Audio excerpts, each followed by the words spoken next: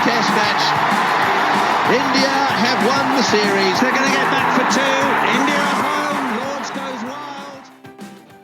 Hello and welcome to a new episode of the 81 All Out podcast. This is your host, Siddhartha Vaidyanathan, and I'm joined by the regular crew, Mahesh, Ashoka, and Kartikeya. All of their handles on X will be linked in the show notes. Kartikeya, of course, writes a regular Substack that I will link to, and he also writes columns from time to time for ESPN Cricinfo. I'll link that too. We're here today to, in the middle of the T20 season, IPL season. There's a T20 World Cup coming up. And just like we have in the past, we thought we'll, open up a slightly more macro topic about the game and the format and about the nature of the contest. We have done sort of overarching podcasts on overarching T20 themes before. And one of the things that we discussed was about batting versus hitting. This was, maybe sometime early last year. I can link that podcast and Kartikeya has, of course, been writing about this for a while, about how there are, people who bat and there are people who hit. And it is very difficult for people who bat to hit, while it is not probably as difficult as people who hit to bat. Anyway, I will link that podcast. And I think, even within this short period in this IPL, it is pretty clear how teams are trying to utilize hitting more efficiently and trying to maximize as much as possible from each delivery, and now we've seen scores of 250 plus, 270 plus, and so on. Anyway, so to complement that, I thought it would be interesting to talk about bowling in T20 and how really we describe bowling, how we talk about it, how we talk about bowlers, how we classify bowlers in T20. How do you say that X is a better bowler than Y? How one actually bowls in T20. I mean, there's of course Ashwin's famous line many, many years ago that he told Subhash Jayaraman about how stringing together 6 bad deliveries is the way to bowl in T20. I mean, which is a, comical way of looking at it, but also a very, very interesting way of looking at it, which is pretty much how a lot of, shows how much of luck is involved in actually pulling off a good over in T20, and how so much is dependent on the motivations of the batter or / hitter as well. So, yeah, I mean, I'm going to throw it out there in the open, and we can put out our thoughts out there.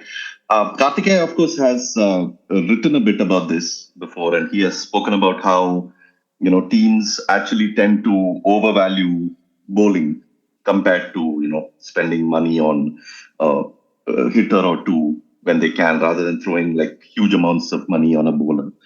And we can check about why it is so. And big picture thoughts on bowling. Mahesh, maybe you can start.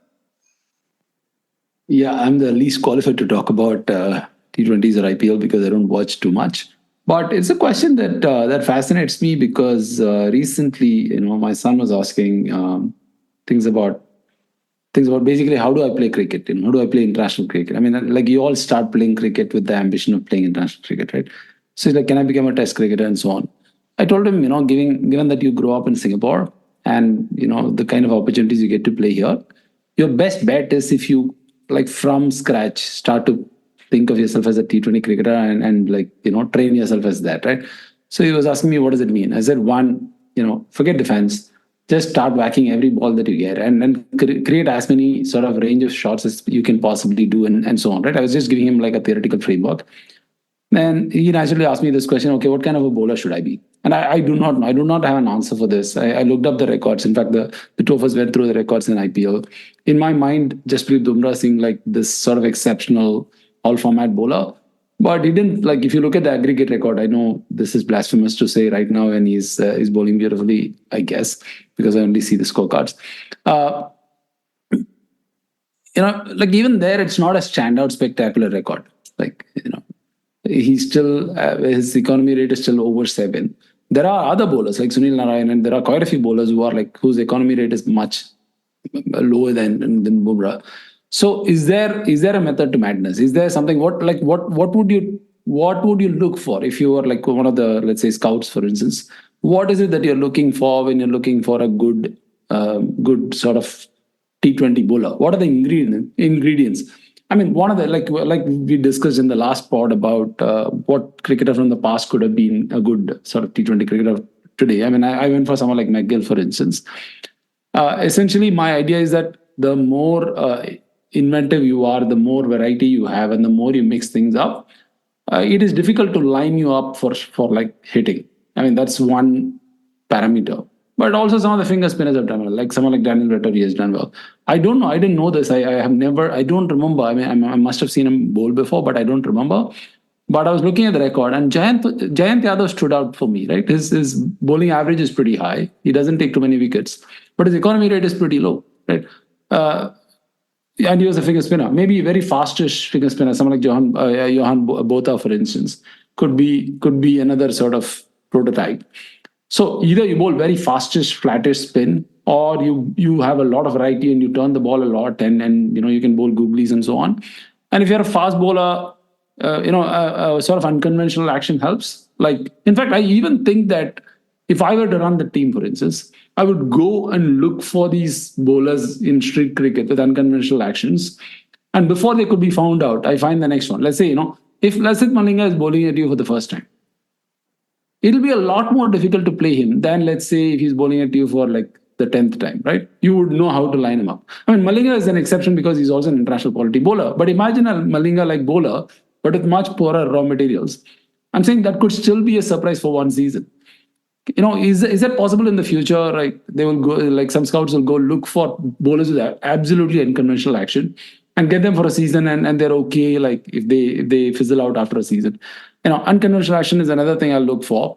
Bowlers with a lot of change of pace, for instance, with expert change of pace. But essentially, what you're looking for is anything which doesn't allow a batsman to line the bowler up consistently. That's really the only skill I'm looking for from a good T20 bowler. So you're saying that a national tennis ball cricket league is the need of the hour? No, actually, I'm not. I'm not really like not serious when I say this. When I was thinking about it, like there are plays like tennis ball cricket is a good example, right? You play for 16 overs, 20 overs, and this is played at a fairly serious level. And there are some bowlers who have an edge over others. Like, it could be the Sodoka bowlers. It could be, I'm sure, in different parts of India, you'll have different contexts. But there are some bowlers who have consistent edge. And that edge is very marginal. It's not like they can bowl maidens. It's like they can go for 6 runs and over when others are going for 8 runs and over. And that's a substantial edge. Substantial, like within the context of how much they can influence T20 results. I mean, T20 is primarily a batsman's game. This whole notion of balance is just a misguided prism to look at T20. But having said that, let's say bowling contributes to, I don't know, maybe less than 20% of explaining the winning odds. But within the 20%, who's going to give you that edge? I guess going there for the tennis ball leagues is perhaps a good idea. If I'm running the team, that's what I would do. Yeah, I think the variety, the sort of the range that you have is pretty important. Like, even like great bowlers, great test bowlers like Bumrah, Cummins. I don't know if Rabada tries as much as, to get as much variety in T20. Maybe he does. But even the fact that, Pat Cummins can bowl different styles of slower balls at different lengths, or Bumrah can bowl like, he can bowl the Yorker, but he can also surprise the batter with the lift that he gets. I think all that makes a difference. But these are great bowlers. I mean, you're not going to find these bowlers that often. And you have like 10 teams, and out of 10 teams, how many teams are going to find this level of range and quality in a bowler? So yeah, maybe, if you want to reduce it to like 3 or 4 things that you want to find that they do really well, then perhaps, tennis ball or / beach cricket. I mean, Sunil Narayan developed a lot of his batting, in fact, in sort of street cricket type tournaments in the Caribbean. I mean, so yeah, on the contrary, if you look for bowlers like that also, that could play a role. Yeah, Ashoka, as someone who watches the most IPL among all of us put together 10 times, do you think this is a useless topic, or do you think this is an absolutely useless topic? No, I mean, it is useless only with regards to, I don't think bowlers generally win you matches. And if a bowler who has won you a match, it looks like that. It usually means that the batting team has, done something wrong, or they have not yet figured him out. So if you actually think about what makes a good bowler in a T20, it is just someone who can frequently collect dot balls, right? Who has a very high dot ball percentage, or a very high percentage of balls which are which don't go to the boundary. So that is in essence a good T20 bowler, because wickets are the easiest commodities that are available. You get like 10 wickets for 120 balls. So a wicket taking bowler, unless otherwise he's also someone who's very economical, is of no use.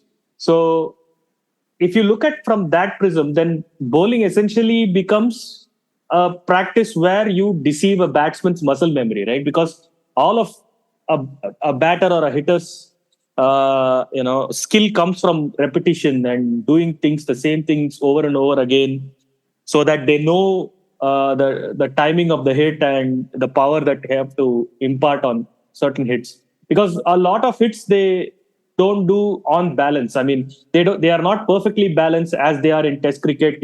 Playing shots. Sometimes they are rolled over their backs trying to hit balls behind the keeper and all that. So I'm sure they practice it like thousands and thousands of times. So how to beat a batsman's muscle memory is kind of what becomes a bowler's whole thing. There's also other efficiencies that can be got from the size of the ground by placing fielders in a specific place and all that. But those are minor compared to this one skill. How do you consistently beat a batsman's muscle memory, or either through sheer pace, like this new kid in this IPL, Mayank Yadav, is doing, or through some kind of deception, a slower bouncer, or through some kind of a different action like Patirana has, or Bumrah even has. So it's very difficult to pick these guys out of the hand, because first of all, their hand is not in the traditional place where you expect a ball to be released from. And so it's tough for the batsman to hit them consistently. So if these things make for an effective bowler. But my problem with this thing is, like, I don't even know if we can talk about what makes an effective bowler if we don't know that we have reached the peak of hitting capabilities in T20. Like T20 batting offers you a theoretical limit of 600 strike rate, right? Like you hit 126s, 720 out of 120 legal balls. Have batsmen gone that far ahead, or even halfway there? Right now, we are seeing 200 strike rates being talked about as slightly more normal. 200 used to be like a godlike strike rate. 150 used to be like a superior strike rate. But right now, people are expected to hold 150. Even those that call themselves quote unquote anchors are expected to hold like 150 strike rate. So 200 is kind of not aspirational anymore. It's something that is achievable if you can stretch it. But our theoretical maximum is like 600, the strike rate. So batsmen have not gone that far for us to say that bowlers are effective today. For the batsmen that are available, we can say, okay, these are bowlers who are good enough to control a 200 strike rate batsman. Tomorrow, there may be some guy who's coming and he's like a freak of nature and he has a career strike rate of 360, 400. And he plays like 20, 30 balls every innings. So he alone hits 100 in like 25 balls. I mean, then what do you do? Then your effectiveness as a bowler has to be recalibrated, right? So we don't know. We don't have enough data because batting has not progressed that far for us to say these are the efficiencies that are available to bowlers. From evidence, with this kind of batting only, we are seeing that there is not much efficiency. But I don't know. I mean, how do you even say what is an effective bowler, man? I don't even know. Yeah, I mean, you're right. I mean, now we're getting glimpses of it. I mean, teams are scoring. Two teams have scored like 270 plus, right, in this edition alone, and 300 is probably coming pretty soon. So yeah, we're getting glimpses of it. But yeah, I mean, I think also this whole bowling thing, it keeps changing. Like it's changed so much, right? Like there was a point of time. Remember when Kolkata Knight Riders went and picked this guy called Kariappa? Was that his name? Mystery spinner, they said. Yeah, Kariappa. And they spent like crores of money on him. He was one of the sort of surprises, and that was the time when mystery spin was supposed to be the No, way even today they have Narayan and Varun Chakravarti. Yeah. So there was the thing that mystery spin is going to be the way to find the perfect IPL sort of bowling combination and all that. I don't know if that has really been proven the case. I mean, other teams have done fine, and then now, of course, there's also been like the left arm spinners advantage that teams have, and the matchups.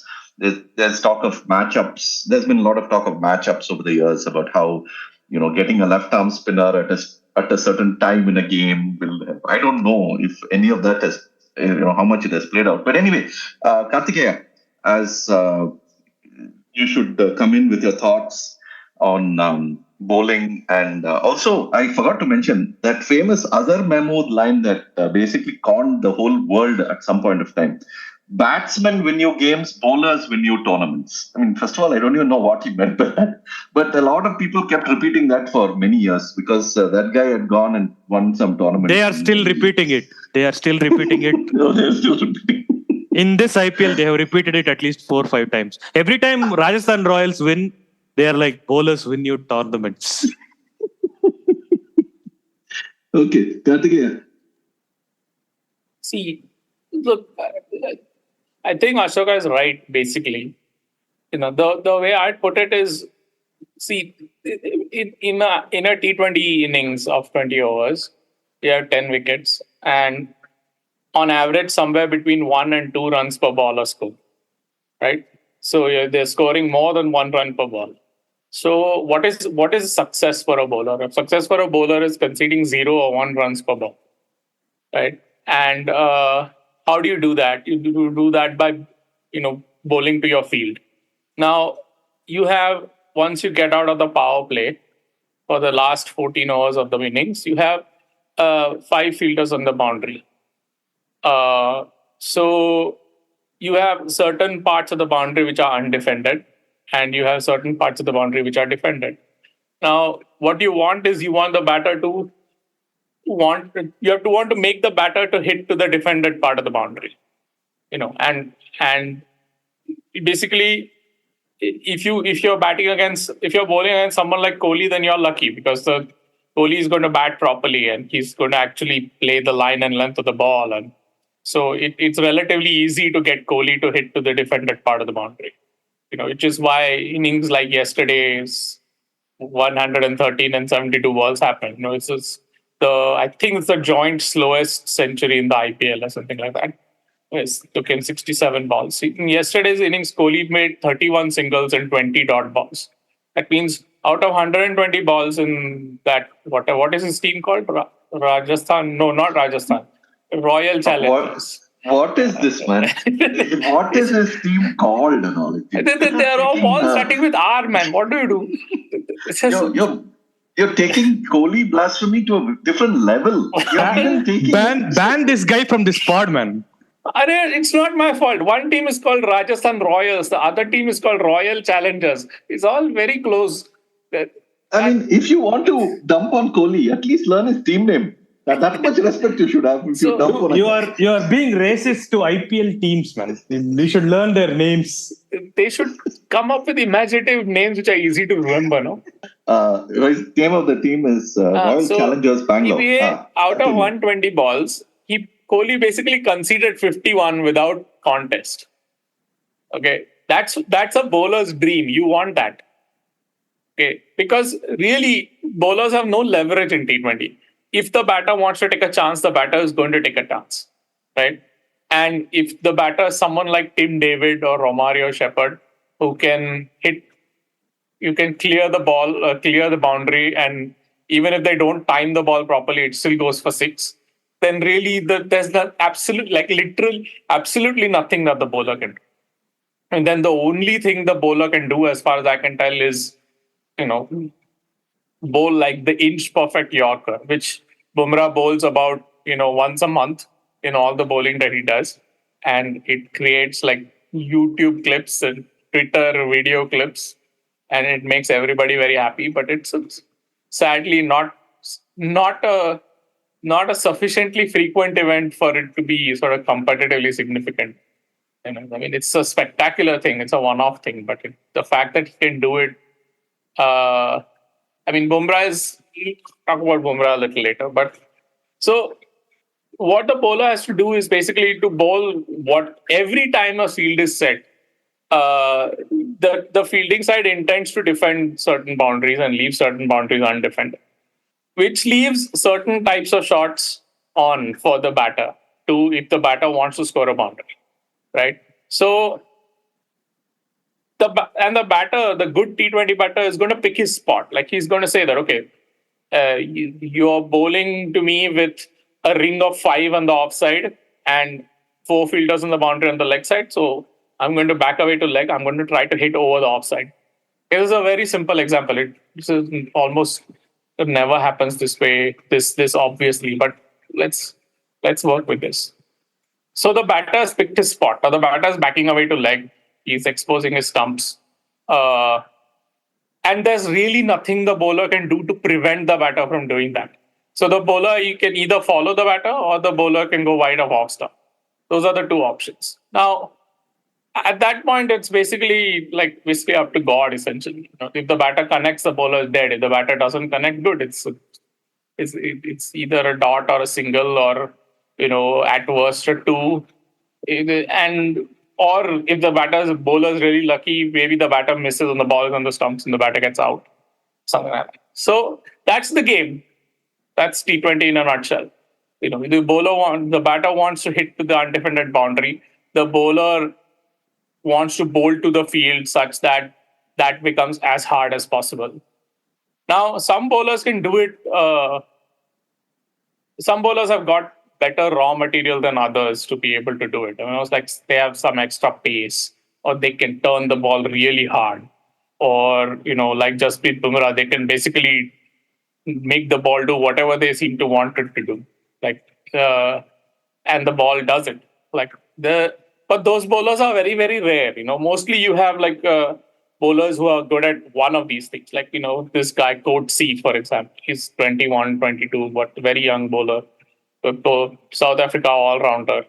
He's basically quick, and the batter has seen all these bowlers on video. So the batter knows what the bowler can do, what fields the bowler is going to use. So there are no there's very little of what you call in American football what they call audibles. In American football also, they have lot of practice. They have a lot of video and analysis, and they know what defenses the opposition plays and all. And the quarterback is going to look at the way the defense is set up in response to the offense. And sometimes if the quarterback doesn't like what he sees, then in spite of what might have been agreed, what play might have been agreed, he's going to call an audible and make some other play. That sort of thing rarely happens in T20 also. Everything is basically set. These guys know what fields they're going to use.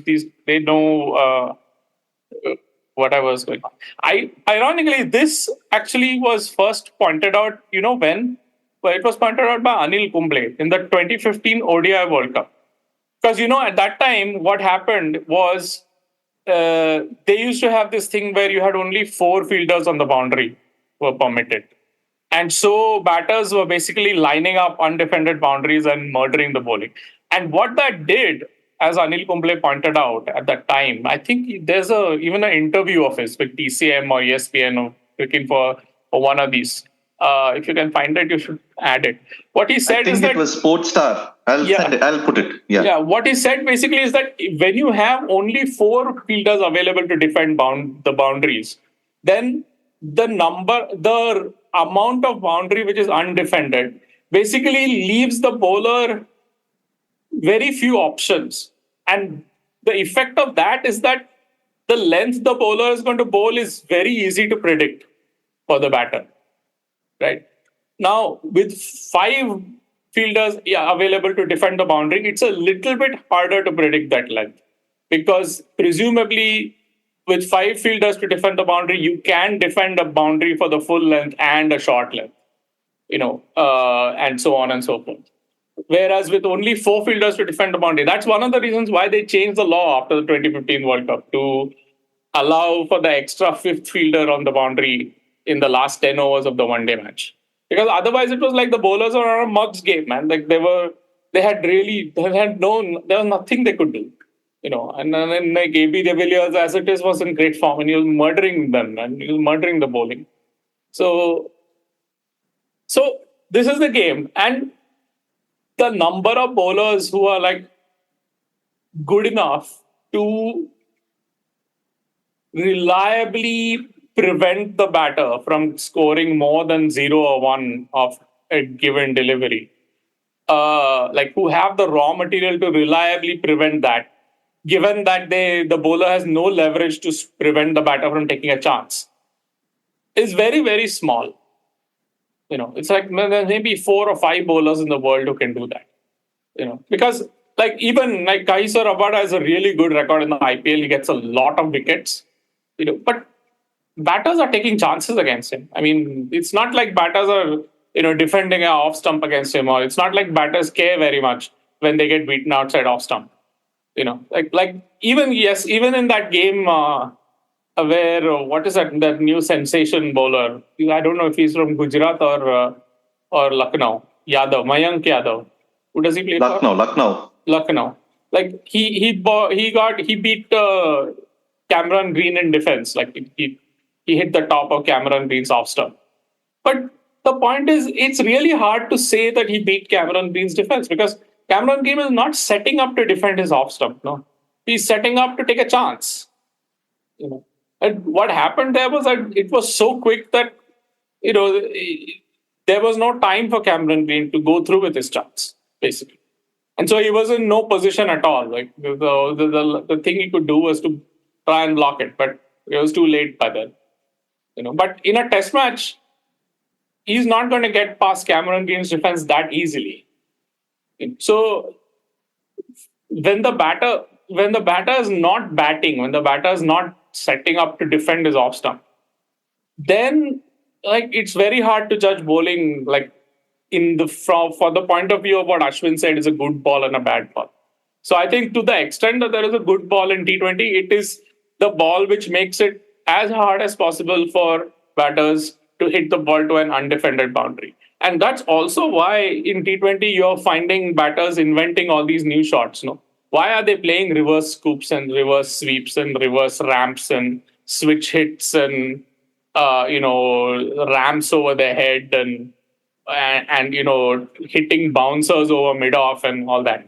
Why? Because they are trying to aim for the undefended boundary.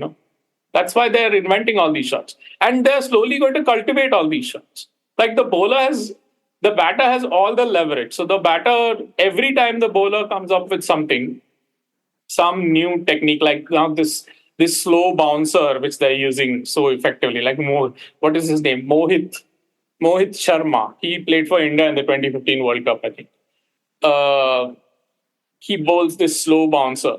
But see, the slow bouncer there is also it's a lottery for him. No, I mean, he can't stop the batter from swinging at it. Like if the batter connects, he's dead. It's 6 every time. Yeah, but what about batters like, as you mentioned, Tim David and Romario Shepherd, who don't care for even the defended boundaries? I mean, who don't need to care. They have the muscle and they have the technique, technique, to clear even the defended boundary. Like, I don't think Tim David is necessarily looking at, he's looking at the field, of course, but it's not like he's eliminating the option of hitting over long on if there is a fielder long on. Yeah, but that sort of specialization is going to happen. No, I mean, look, if you look at American football in the 60s and 1960s and 1970s, like the the gap in like the physical makeup of the defensive lineman and the wide receiver was not as wide as it is in the 2020s. Like now the defensive linemen are huge. Like they're sort of built like they're trained in specialist. Yeah, I think they call them refrigerators. I mean, they're built as big as a fridge. Yeah. Yeah, but there was a player in the 80s with the Chicago Bears called Fridge Perry. The name was originally given to him. And then now many of them are fridges. Yeah. So that specialization is happening. No, so even in T20 you will have that. No, I mean you see this like this Will Jackson, Phil Salt, and all these guys are muscle hitters. They're enormous guys, man. Like they're not like, you look at England's test openers and they don't look like Phil Jackson, Phil Salt. Will Jackson, Phil Salt. Sorry. The hitting of the ball outside the ground, like what Tim David, Shepherd, and all do, that also brings the bowlers into play, and that depends on the ground dimensions, and you can always mishit it. So I mean, come on, man, Ashoka. Apart from Australia, ground dimensions and all, I don't think they are just bringing the boundaries closer and closer. What ground dimensions, man? Even in Australia, it's not like they have a 120-meter boundary. It's like they have a boundary rope. They're not crazy. No, man. People are hitting the ball into the second tier at the MCG also. Man. Come on. That's not what I'm saying. The boundaries are smaller, but the pitch is not dead in center, so that the boundaries are equidistant in every area from the pitch. Yeah. Some boundaries are 56, some boundaries are 75. So that gives the bowler an opening, saying that I'll make the batter hit there. Yeah, but eventually someone has to bowl from the other side also, no? Hello. So the 75-meter boundary disappears when you bowl from the other side, or what? It is still 75, no? So it's on the offside this time. It will be on the leg side the next time. It's not an obsession over ground dimensions. It is that there is a small efficiency to be had while making the batter hit to the longer side. He might miss it. If there is a contest, as you say, and it's not under anybody's control, there is a chance that the batter might miss it. So that's a better option to take than trying for a perfect Yorker and then bowling a full toss and getting hammered. No. So there are minor efficiencies that the bowler can get out of those.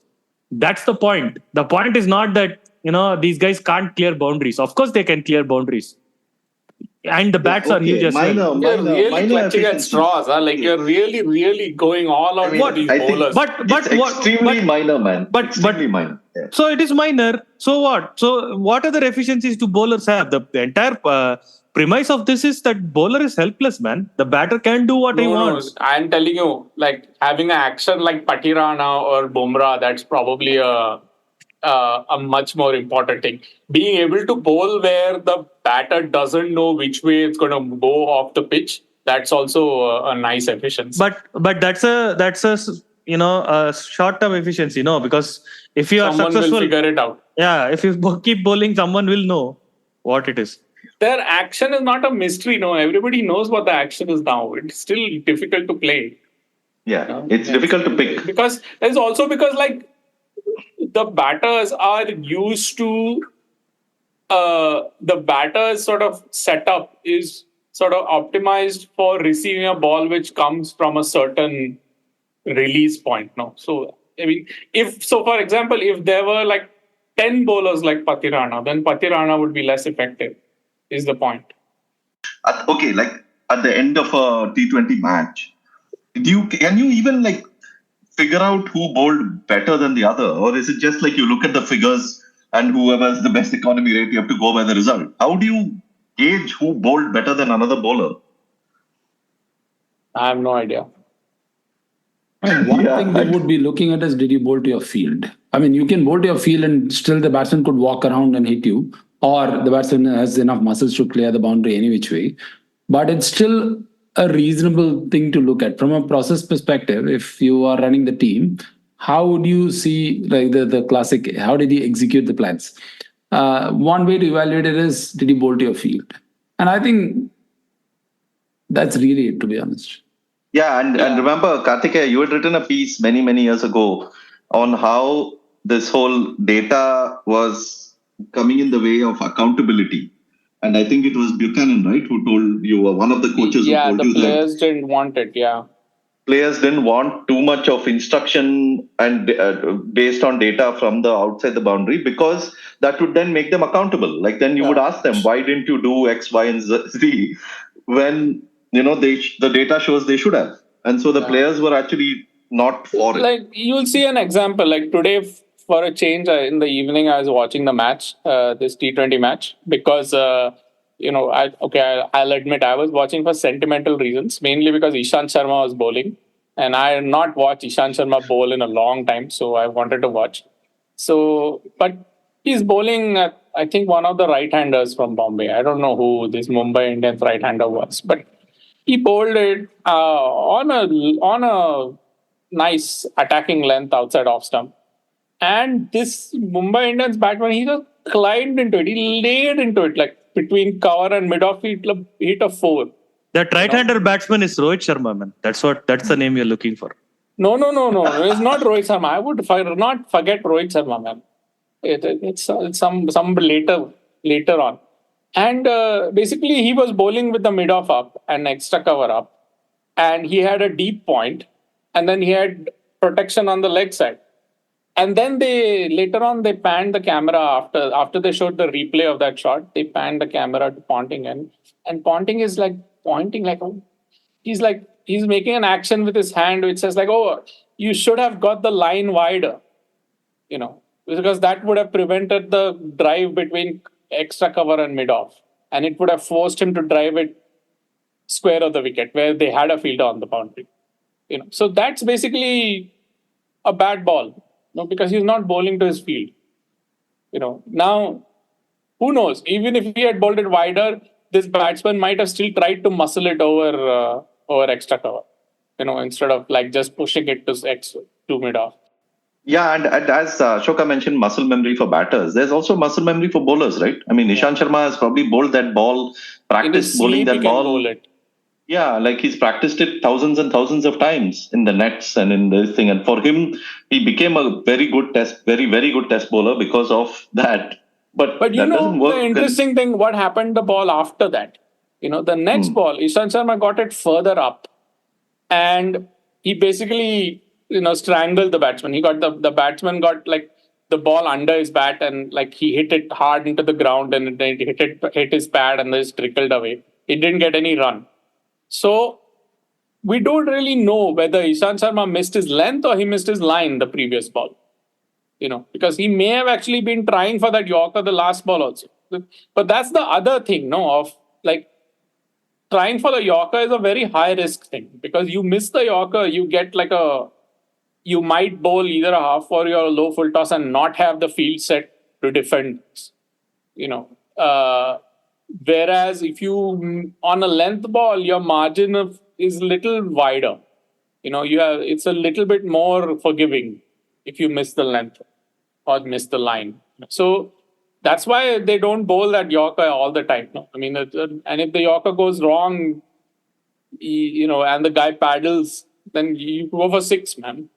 So, no, but also in this age of premeditation, let me just finish this Yorker point. In this age of premeditation, you don't even have full control of your Yorker. I mean, what if he's taking 2 steps down? The Yorker, which could have been a perfect Yorker, becomes a full toss. So I don't know, even like people say, bowlers are not bowling enough Yorkers. But the fact is the batters are doing so many things and preventing even the bowlers Yorkers from landing. Leverage, no. They cannot prevent the batter from taking a chance if the batter decides to take a chance. That's basically the point. I mean, the only way the bowler can do that is to threaten you'll get out.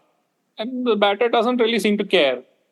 Right? See, that's why it's tough to say which is a good bowling, man. Like during this IPL, I think CSK lost a match to Delhi, right? And in that match, Rachin Ravindra makes 2 runs of 12 balls. And every single ball of his innings, he tried to whack the ball. He was trying to murder it. And every single ball, he seems to miss it or just, hit it for a single or 2. That's about what he did. But the point is, then, is that good bowling? If the everything that Khalil Ahmed bowled in that spell was just wide of off, short of length. Other days And Khalil is left arm, right? Left arm. Left arm. So he's going to other day if he tries 12 such balls, he tried these set of balls and he got a result of 2 of 12 from Rachin Ravindra. Some other day he's going to bowl the exact same 12 set of 12 balls and he's going to get hammered for 6 sixes at least. He'll be rammed 2 or 3 times. So you don't know the same set of balls that you bowl to a batsman on a pitch on the same condition might be good or bad depending on what the batsman does. So therefore there is, you can only say it's a good bowling or a bad bowling based on the outcome. That's what commentators do. Like a guy goes for 4 for 28, they say it's a good effort. But the guy might have bowled poorly. He would have bowled like 7 full tosses. Bumrah, sorry, Ashoka, we have that problem here in Test cricket. We just had Ollie Pope's innings in the last Test series. Yeah, but we know. Like we can say, like we 2 people, like how many people? No, there is a difference. Like Ollie Pope might try, try that same thing for 10 different times, and he might succeed once more. Like let's assume that's a 10% innings. So 9 times he fails and 1 time he wins. But if a bowler does that, he can be successful 4 times. He cannot, because T20 has so much variance. You don't even know. The data also lies. You don't know what is a good bowling effort or what is a bad bowling effort. You might also get a lot of success with that. For instance, our Lord Shardul Thakur. You don't know if he's bowled well or not. There is no way of saying it. With Shardul, I didn't know even when he took a 7 wickets in a Test match. Shardul Thakur in England, right? He bowled some good spells.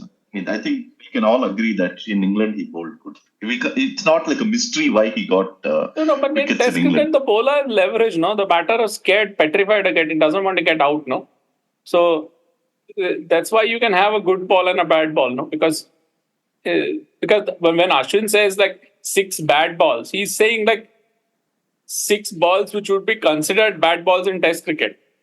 Like correct. 6 balls with 3 half volleys and 3 long offs. That would be a good over. Why?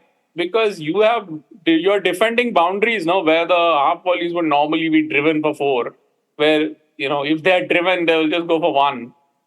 And the long offs get pulled for 4, and if they're pulled, they still get pulled only for 1.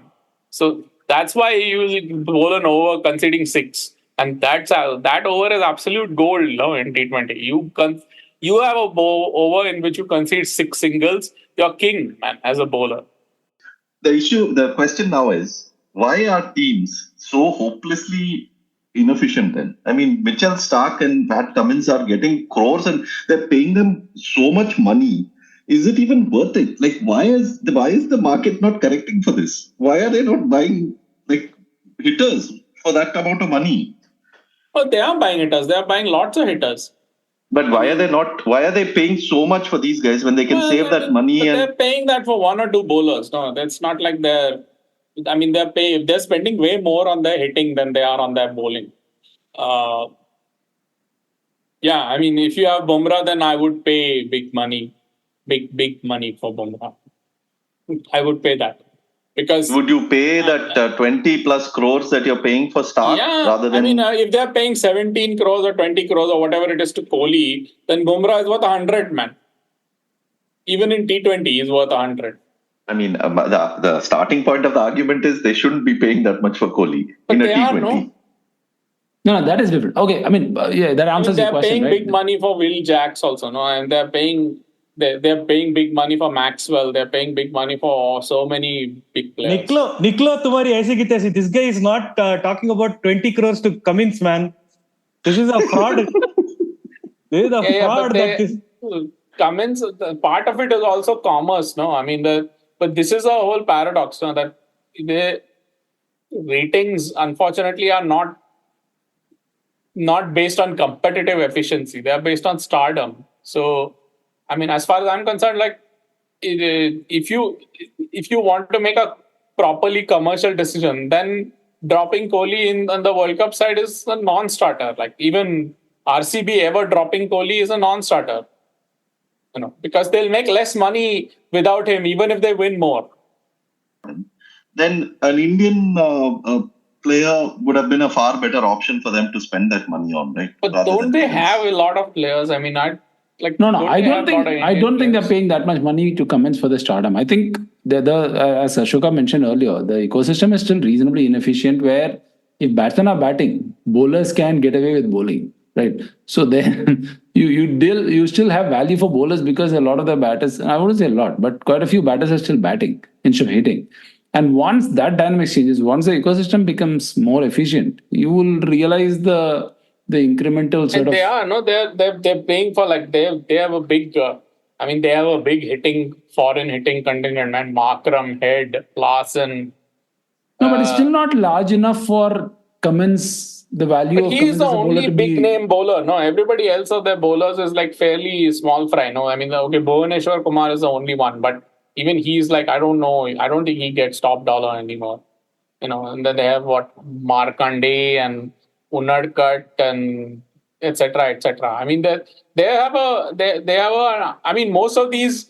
I mean, the reason I think the big dollar bowler purchases stand out is because there are so few of them. Whereas the big dollar batter purchases are much more common. So, in terms of in Test cricket, you have basically, there's with this control metric and false shots and everything, there is a way to tell. Like even like after Oli Pope makes that 196, you see that okay, he had this amount of luck and he needed a lot of things going in his favor to do what he did. So similarly, given that in T20 with bowling, is there anything at all that gives a sign of this? That the bowler was lucky or the bowler was like there's some way of like describing the potency of the bowler. Pachagovindam you can do, or you can say you can praise Jesus or say Allahu Akbar. That's all. There is no nothing, man. What can you do? Bumrah can bowl 24 Yorkers and go for 96 runs, all underage to third man or fine leg. What can you do? But he doesn't know. He doesn't go for 96 runs. He probably goes for 40. Yeah. Yeah, Bumrah goes for anything between 5 and over and 11 and over, or 12 and over. Like that's a big range, man. To go to concede anywhere between 20 and 50 in 4 overs is a big range. Okay, but I mean, there are some bowlers who will go for 40 once in 10 matches, and there are some bowlers who will go for 40 once in 7 or 8 matches, right? But that's the difference in the long run. So, but it's not like on finals day the bowler is guaranteed to like make something happen. Like to do that, you need like some additional assistance from the groundsman.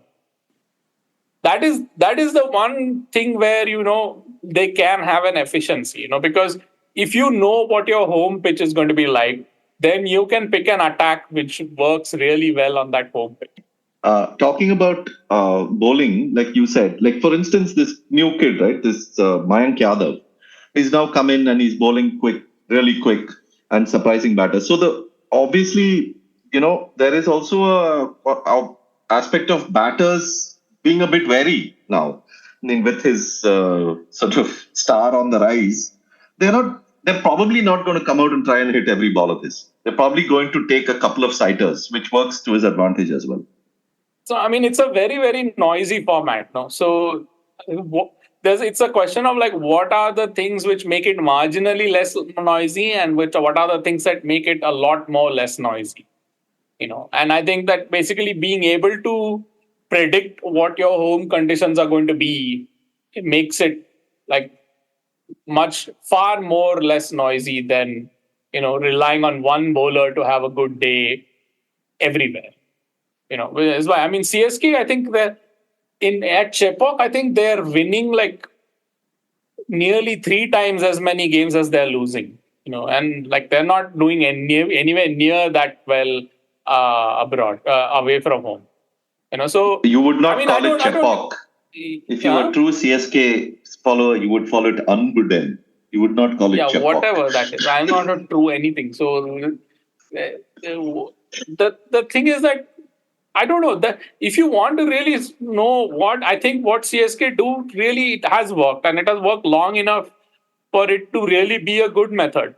No, I mean, I think for instance, like the Lucknow, what is that team? Lucknow Giants. They are Super playing Giants. in that new stadium in Lucknow. I think they are trying to do something similar to what CSK do. Like they're trying to build their side to like be well, especially suited to their home ground. It's the same. Mumbai Indians have also done the same thing. They've built their side to be suited to Bombay, to Wankhede Stadium. That's why they have like Romario Shepherd and Tim David, and before that, Kyron Pollard, and all these guys who can muscle the ball over the boundary. But these are all so that's the point, man. I mean, I have to repeat that we don't know what the maximum efficiency of hitting is. And that's why, with current knowledge, we are only speculating all these things. We don't know tomorrow. But a team as like CSK have automatically pulled that back. They have made sure that that it's a 180 pitch. So there are no such things. I mean, tomorrow there will be a set of batters who will hit everything on site repeatedly for like sixes. All these spinning pitches, this pitches, that pitches, they will hit because it's just a matter of time that will happen. And in this IPL, we have to, I mean, at least what I have noticed, I don't have data with me, that teams are considerably faster. On average, they are faster than, let's say, they were into 2019 or 2020. And that's consciously been the effort. I mean, even people who call themselves anchors and whatnot, they try to go at 140, man. They are not stuck at 120. We are disappointed with 140. At one point in time, these guys were all 120 strike rate guys. So teams are getting faster. And when that happens, then all your current framework will be thrown out of the window. So I question this whole thing of a long-term efficiency for bowlers. There will be no framework. I think we have to buy, as Kartikeya says or as Mahesh says, that some guy with trick bowling, some weird action or some uniqueness, use him until he's good, and then find the next guy with the unique action. Yeah, Ashoka's right. I mean the average 20 over score in the IPL from 2008 to 2021 was less than 170 in all but 1 year, and 1 year it was 173. Then in 2022 it was 171. In 2023 it was 180. In 2024, in this year's IPL so far, it's 189. So it's like it's increased 25 runs in 5 years. Oh, that's huge. Yeah. So it's increased by a little over 1 run per over in 5 years. So yeah. So are we going to reach a stage at some point of time where like a bowler bowling like a couple of dots is like huge? It's like a huge deal to celebrate. No, I don't think so. I don't think you should go by dots. Dots is possible because batsmen are going to go for they're going to go for 6 or nothing, right? But what I would consider as successful bowling is number of non-boundary balls. Yeah, if you have dot or one, this is the other thing that this dot ball percentage is basically useless measurement in T20. It should be a dot or single percentage. Because both pretty much both set you back, as a batting side. In fact, single is worse. I mean, standalone. If you're not watching anything, if you don't know the context, to me, a single is worse. Yeah, because the strike changes. Strike changes, and it's very likely a deliberate single, right? I mean, sure, some of them could be edges, but I would like to believe dots are more like Ashoka was saying, Rachin Ravindra was doing. You could try to smash the ball and keep missing. I mean, that's how it is. But strike changing is good for left-right combination. and distort the rhythm of the bowler. Yeah, sure. Yeah, isn't it? Somebody was saying this recently. People Also, somebody say was saying this. have you noticed this thing? A lot of teams now, I think Mumbai Indian people are doing this also. It's like their first 4 overs are bowled by 4 different bowlers. And I think the theory behind that is that you force the batters to face a new bowler every over, so that they have to adjust. They have to at least use one ball to get a look. Then they So don't that they line find up. new ways of hitting. They find new ways of hitting them out of the ground. And also for them it works because it keeps Jasprit Bumrah for later, no? So that is the more sort of but that is the point. They could still do that by not bowling him and bowling like Madwal or whatever, whoever that guy is, for like 2 or 3 overs in the power play. But they don't. No, I mean If you want to empower your bowlers, no, either change rules or do this thing. I mean, don't hold the sanctity of that 6-ball grouping as a over. If you want to bowl at a certain batsman and he is not good at a certain type of bowler, bowl 3 balls at that batter, and once he takes a single, change your bowler.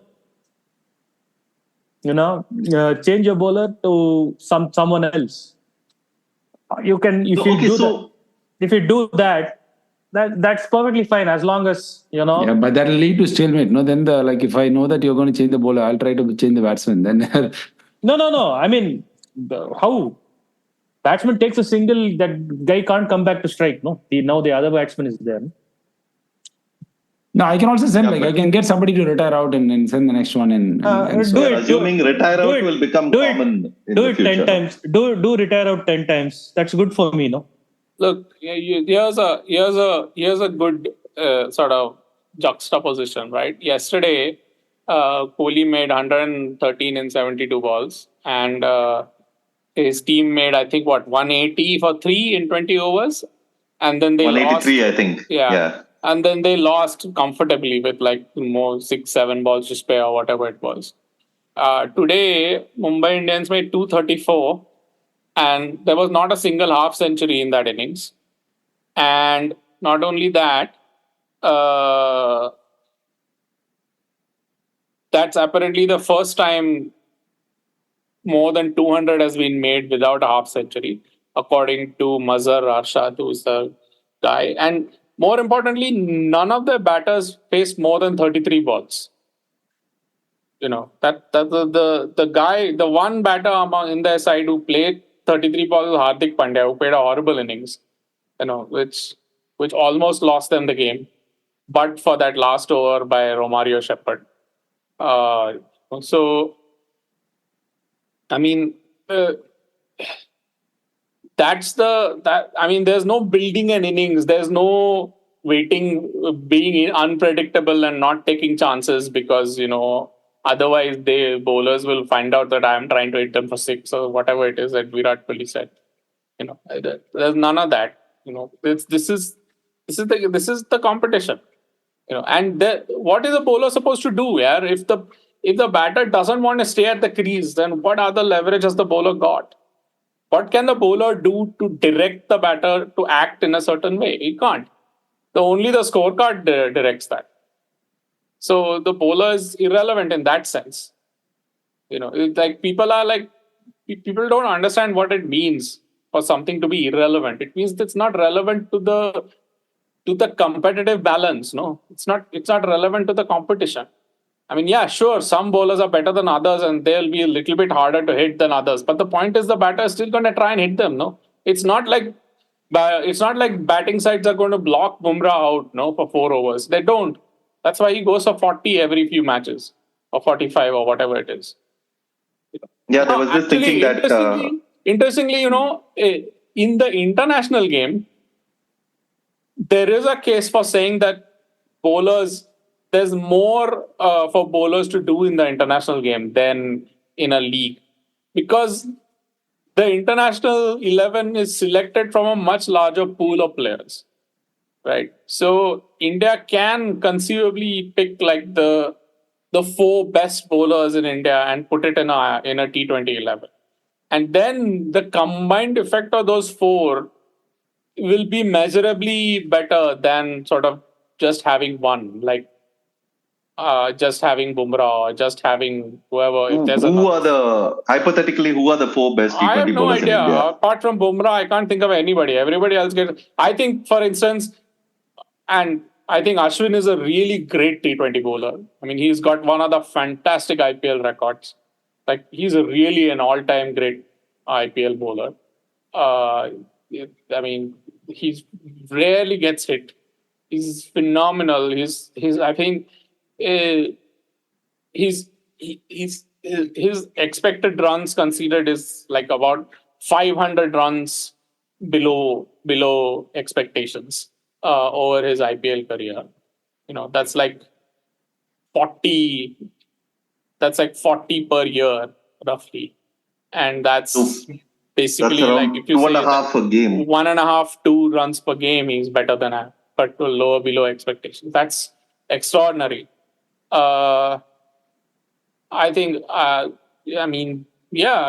apart from that, there's nobody exceptional. I mean, there's one guy who is very interesting when you look at the bowling stats, and Ashoka will remember him. I think Conrad will also remember him. This guy, Harshal Patel. He for 2 years. He's still playing, man. What For remember? 2 years, He's he very had a much there. phenomenal record. Like in the 2021 IPL and 2022 IPL, he was like 3 runs above par per match, per innings, like on average. And that was because his action was generating so much backspin on the ball that he was getting the ball to sort of skid on and land fuller than the batter expected, and then kick up, and so the batters are having a hard time lining him up.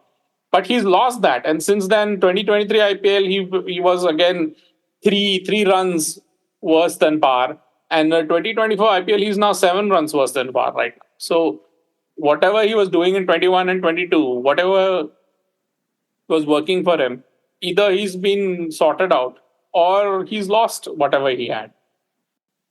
That's the thing. No, there aren't enough bowlers. Like, if you have to be as good as Jasprit Bumrah, which is one of the greatest bowlers ever to play cricket, to basically command a little bit of respect in the IPL, which means, and by little bit of respect, I mean you only go for 10 and over once every, let's say, 6 or 7 games, rather than once in every 3 or 4 games.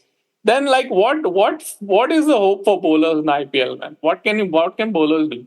Looking for a bowler in T20 for a franchise, it's not like you pick them when they are young and then you nurture them and then they become good and they peak and they become great. I think many franchises look at also bowlers who will do well in that particular season because they have things going for them. And then they are totally fine giving them away after 1 or 2 years because anyway, these players keep moving and shifting and you have these auctions and mini auctions and all that. So yeah, but there's a I problem think that's a fair even way. there, no? I mean, there's a problem even there, no? Every few years, the franchises have to surrender the players, no? And the players go back into the auction part.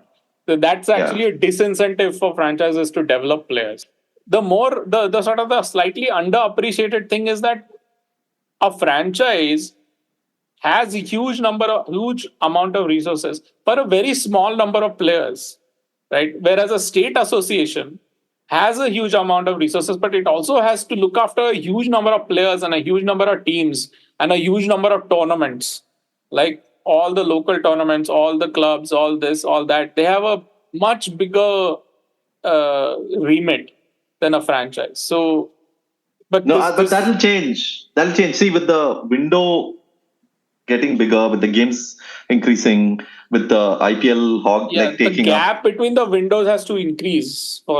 This is what the small budget teams are saying, basically.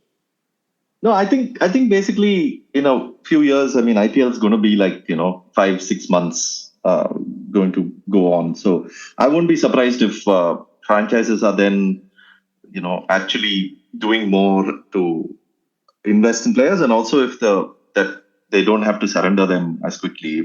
I think that'll happen eventually. So, okay, the final point about this, we are close to wrapping up, but the final point about this bowling so there are two ways this can go, right? One, you can have, I mean, I would think like Sunil Narayan is like your perfect T20 cricketer and has been for many, many years. I mean, he opens the batting, can slams everything in sight and comes off spectacularly at times.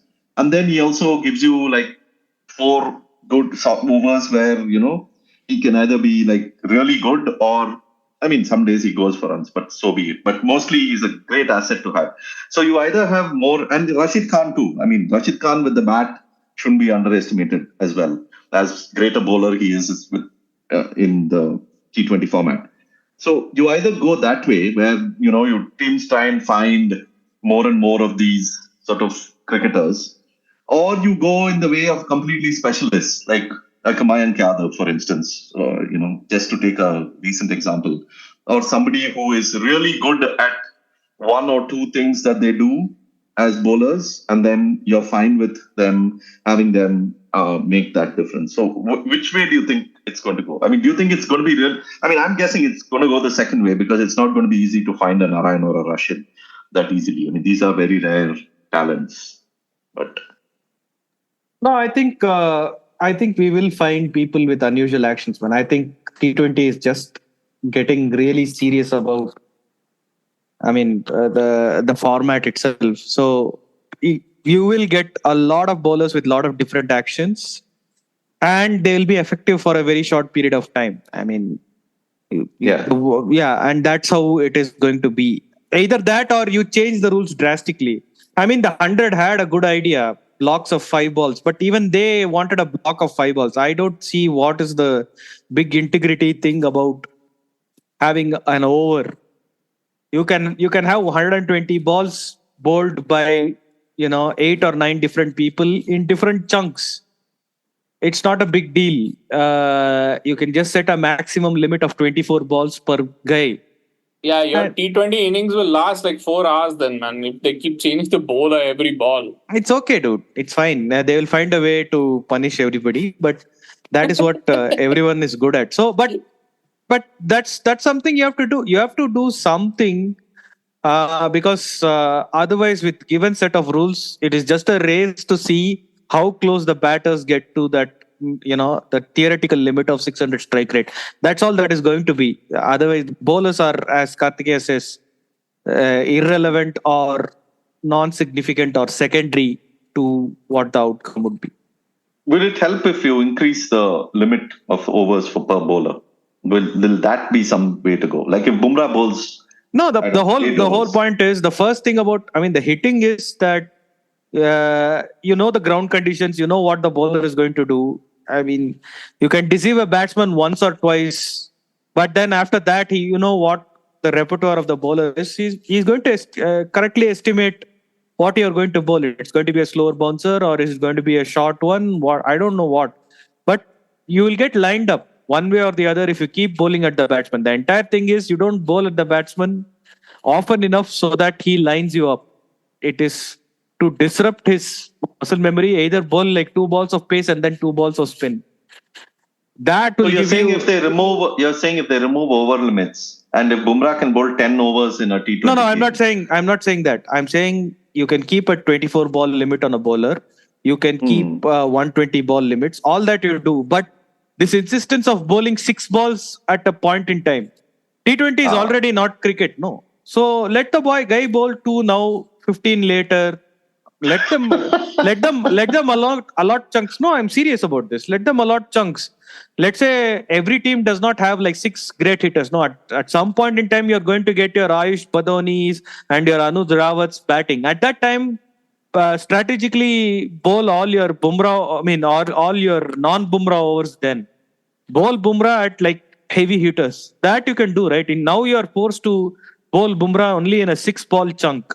No, or they may go the other way. They may go the other way and bowl Bumrah at Ayush Badhoni and Anuj Rawat because they will find it difficult to. Yeah. However, but that gives you a flexibility saying that I will deceive you. There has to be something. No, otherwise everybody knows that there is going to be 6 balls, 2 bouncers. Okay, I'll hit 4 sixes of the remaining 4 balls. Still, that's good. That's like the pitcher. That's like the pitcher in baseball. Basically, you can pull them at any point and replace them. So yeah, I mean, there is that option at some point if you want. So I want to dissociate myself from this entire conversation because it is now getting into like this territory of like, all the uncles who are saying like, is this what we want cricket to come to? It is a contest between bat and ball.